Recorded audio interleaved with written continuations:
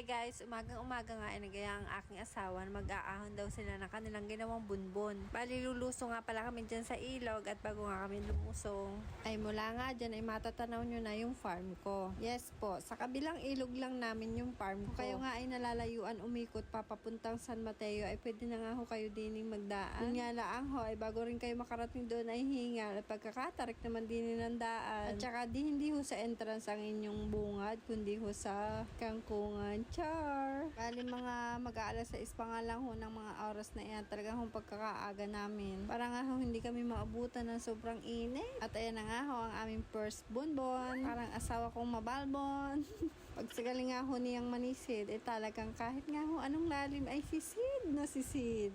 Abay kahit nga ho gabay, talagang marunong ho yan sumisid. Nanlilisik pa ang mata sa pagsisid. Siyempre, kailangan ho lilinawan ang mata at gabi ay hindi makikita ang sinisisid. Ay di bali maantipara naman ho pampalinaw ng mata. At ito na nga po ang first bonbon, ilatag na yan. Sa hindi nga ho nakakaalam ng bonbon ay gayaan ho ang bonbon. Pinagsama-sama ho yung mga sangan, may mga dahon para nga ho ang hipon ay diyan ho magtatago.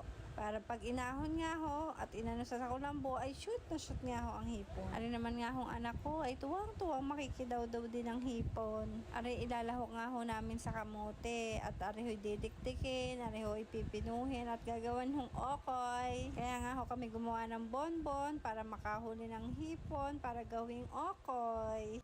Para ang kakain ay maging mukhang onggoy. Abay, kaya nyo nga ho, yun rhymes eh.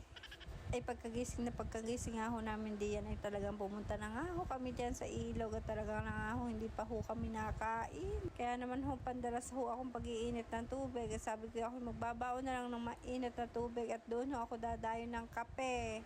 Milo pala ho, Milo ho ang natimpla kung walang lasa. Sinaid ko na nga lang ho isalaglag yan kaya ho siguro yung walang lasa ay kulang ho sa Milo. Ay kita nyo naman ay pagkakalabnaw ng kulay. At ayan na nga ho ang pangalawa namin bonbon. Makakakuha na naman kami ng hipon.